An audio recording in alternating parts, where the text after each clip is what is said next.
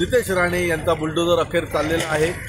रत्नागिरीतील मिरकारवाडा जेटीवरील अनधिकृत बांधकामं झाली भुईसपाट आणि आता आपण प्रत्यक्ष मिरकारवाडा जेटीवर आपण जर बघितलं तर या ठिकाणी ही जी अनधिकृत बांधकामं होती 319 अनधिकृत बांधकामं या ठिकाणी बांधण्यात आली होती, त्याच्यावर अखेर बुलडोजर फिरलेला आहे, भुईसपाट करण्यात आलेलं आहे आणि आज हे तोडलेलं जे बांधकामाचं मटेरियल आहे ते आज साफ करण्याचं काम सलग दुसऱ्या दिवशी आत्ता चालू आहे। आजही मोठा फौजफाटा या ठिकाणी तैनात करण्यात आला आहे।